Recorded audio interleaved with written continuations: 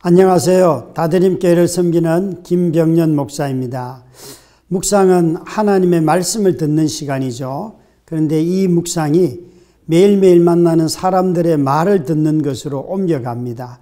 하나님의 말씀을 듣는 귀가 사람들을 통하여서 하나님의 뜻을 분별하기 때문에 그렇지요.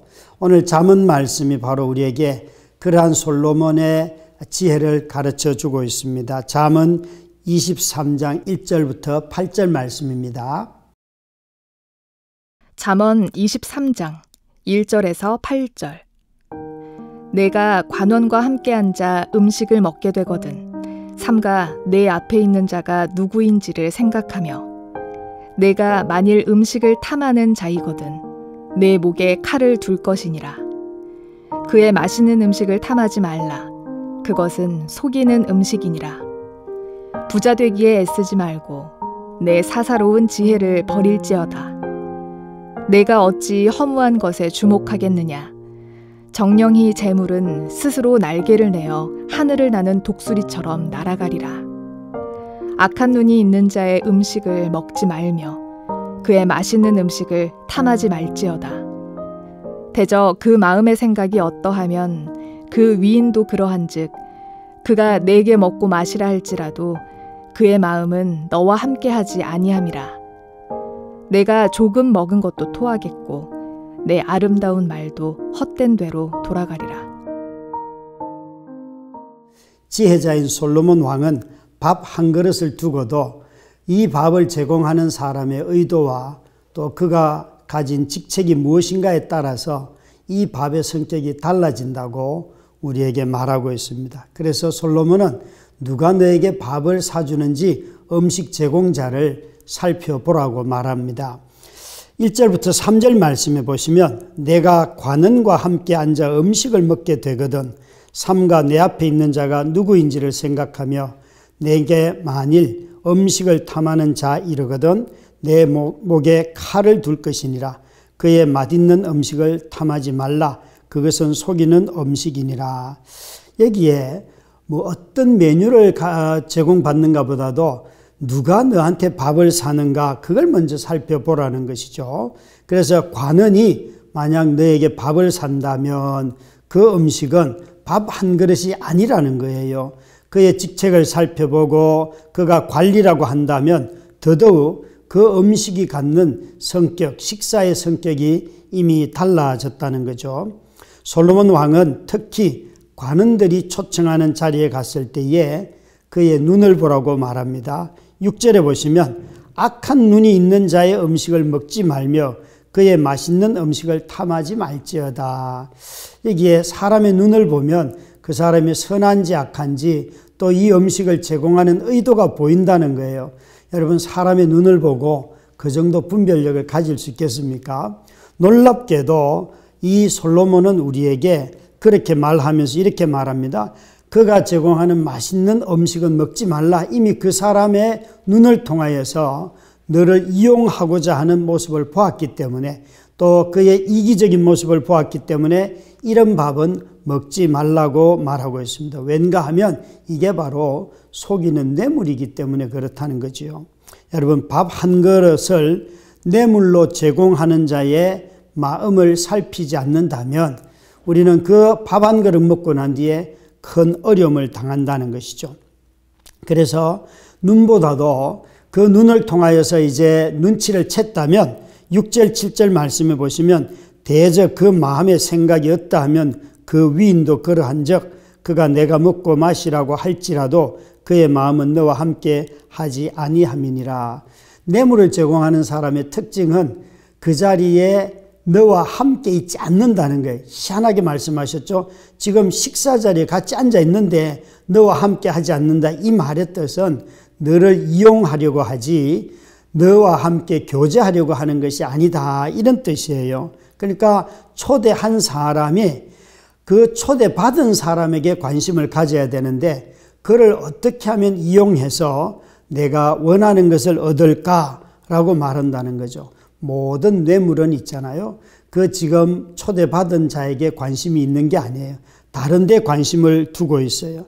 그래서 솔로몬은 이런 음식은 아무리 맛있어도 먹지 말라고 하고 있습니다. 왜 솔로몬은 그러면 이렇게 말하고 있을까요?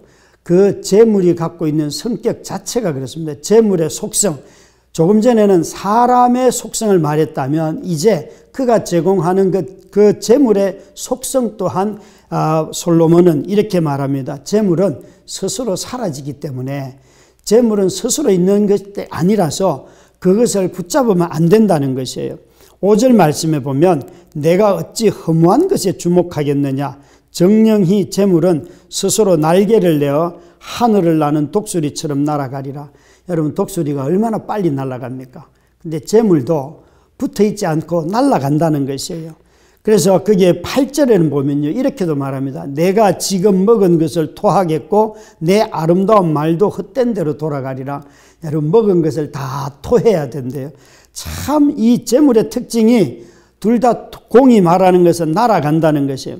우리는 재물, 부 이것이 영원할 것 같고 자신을 지켜줄 것 같지만 결코 나를 지켜줄 수 있는 그런 능력이 재물은 없다는 것이죠. 재물은 허무할 정도로 빨리 사라진다는 것이죠. 4절 말씀에는 보면 사람들이 이 허무한 것에 부자가 되려고 애를 쓰고 허무한 것에 주목한다고 했는데 이 허무한 것에 주목한다는 말씀은 다른 번역본을 보면 사람을 지치게 한다 그런 뜻이에요. 여러분, 재물을 붙잡으려고 하는 사람들이 얼마나 삶을 소진합니까? 자기의 모든 기력을 다 빼앗기고 그러면서도 그 재물을 붙들려고 애를 써요. 그러니까 부자 되려고 하다가 지친 사람들 여러분 진짜 많이 보시죠. 정말 많은 사람들이 재물로 인하여서 재물을 얻으려고 애쓰다가 기진맥진한 사람들을 많이 만납니다. 우리는 이런 재물의 속성도 그러하고 그 재물을 제공하여서 뇌물로 주는 사람들의 인품도 그러하고 그렇기 때문에 이런 뇌물을 주는 사람들, 공무원들, 관리자들을 잘 분별하지 아니하면 우리 인생을 망친다고 이 솔로몬은 말합니다. 그런데 솔로몬은요, 이 구절에서 이렇게 말합니다. 네가 그 음식을 거절하기가 어려운 이유가 너도 그 음식을 탐하고 좋아하는 음식이기 때문에 어렵다는 거예요. 여러분, 음식 자체를 탐하는 사람들에게 있어서 음식은 대단히 뇌물의 성격을 갖기가 쉽습니다. 내가 싫어하는 것을 줄 리가 없습니다. 내가 좋아하고 찾는 것을 통하여서 내 인생을 망가뜨린다는 거죠. 그게 바로 뇌물입니다. 뇌물은 내가 좋아하는 것을 누군가가 쉽게 주면서 사실은 자신의 이득을 취하는 것이지 내게 이득을 주는 게 아니에요. 그래서 관원들이 제공하는 밥 한 그릇도 주의해라 말씀하시는 이유가 거기에 있습니다. 제가 아는 한 분 목사님은 큰 교회 담임 목사님이신데 자기 딸이 그런 노래하는 은사가 있고 또 음대를 졸업했어요. 그래서 아주 알려져 있는 기독교 그런 연극단에 면접을 보러 갔는데 이 목사님이 면접 보러 가는 걸 알면서도 그 연극단원의 단장님이 잘 아는 분임에도 불구하고 한마디도 하지 않았어요. 그리고 이제 그 딸이 가서 시험을 보고 쭉 와서 나중에 발표가 났을 때 그 딸이 합격을 했어요. 그래서 이분이 그랬다는 것 아닙니까?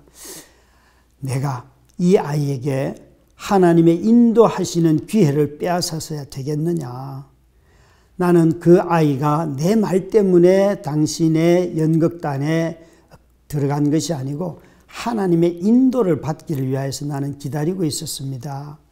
참 여러분, 이 목사님의 한 말씀을 제가 들으면서 정말 우리가 하나님 앞에서 자식을 위하여서 참 빠른 길이라고 생각하지만 그 길이 하나님의 인도하심을 뺏는 길이라는 사실을 여러분 기억한다면 누구도 쉽게 그 아는 분에게 전화를 해서 우리 딸이 오늘 면접 보러 갑니다 이런 얘기를 하지 않을 거예요. 결코 빠른 길은 없습니다. 하나님이 인도하시는 길이 가장 빠른 길이고 뇌물이 우리의 삶을 편리하게 하는 것이 아니고 뇌물은 우리 삶을 망치는 길입니다. 우리 모두가 다 하나님을 신뢰하고 정직하게 살고 누군가가 내게 호의를 베풀 때에 잘 살펴서 뇌물로서 어려움을 겪는 일이 없기를 주의 이름으로 축원합니다.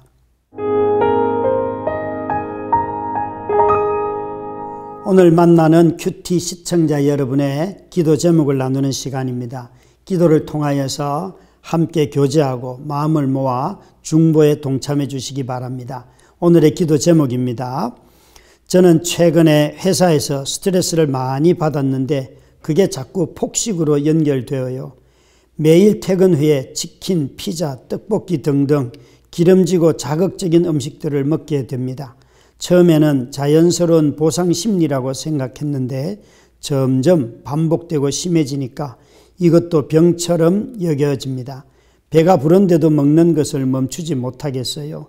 밤늦게 먹고 바로 자니까 몸도 안 좋아져서 병원에 가보니 역류성 식도염이라고 하네요. 제가 스트레스를 지혜롭게 풀 수 있도록 기도해 주세요. 와, 정말 어려운 것 같습니다. 이렇게 늦은 시간에 뭘 드시는 거 해롭다는 걸 다 알고 계시는데도 불구하고 이걸 드시니까 사실 삶의 스트레스의 강도가 얼마나 크겠습니까? 우리 현대인들에게는 스트레스가 없는 사람은 아무도 없을 것입니다. 혹시 저는 이런 제안을 해보고 싶은데요. 정말 기도로 혹시 스트레스를 풀어보셨는지요? 제가 이렇게 기도라고 말하면 의뢰의 목사님다운 답이다 그렇게 말할 것 같은데 제가 말씀드리는 기도는 이런 거예요. 회사에서 어려운 일을 당하고 억울한 일을 당하고 피곤해지고 이럴 때 여러분 어디 가서 그 말을 합니까? 사실은 말을 거의 못하는 것 같아요. 그래서 그냥 자기의 있는 감정을 하나님 앞에 좀 그대로 다 쏟아내면 어떨까요? 상사를 욕하고 싶으면 욕도 하고 또 내가 정말 너무 과한 일을 하면 여러분 앞에서는 못 싸우는데 좀 싸움을 하면 어떻습니까? 우리는 너무 자기 감정을 숨기고 꾸역꾸역 일을 하다가 그 모든 짐을 자기한테 지우는 경향이 있어요. 그런 점에서 좀 하나님 앞에 가서 투정 좀 하면 그 투정하다가 하나님을 더 깊이 만나게 되면 아마 모르긴 몰라도 놀라운 변화들이 일어날 거라고 저는 생각이 드는데요. 우리 함께 방송을 시청하시는 분들, 우리 이분을 위해서 또 이런 유의 어려움을 겪는 분들이 정말 많은데 이들을 위해서 함께 기도하십시다. 같이 기도하겠습니다.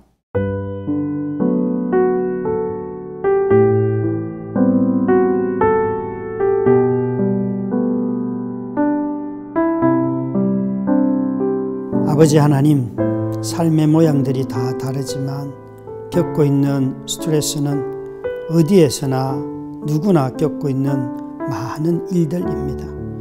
하나님의 자녀들도 이 세상을 살아가며 겪고 있는 이 스트레스를 잘 극복할 수 있도록 주님 지혜를 주시옵소서. 늦은 밤까지 일하며 자기 몸이 병드는 것을 알면서도 그것을 벗어날 수 없는 구조와 압박감 속에서 살아가는 이들을 구하여 주시옵소서. 너무나 강도가 높은 노동의 압박으로부터 우리를 구하여 주시옵소서. 그리고 담대히 믿음으로 삶의 리듬을 바꿀 수 있는 용기를 허락하여 주시옵소서. 예수님 이름으로 기도드립니다. 아멘.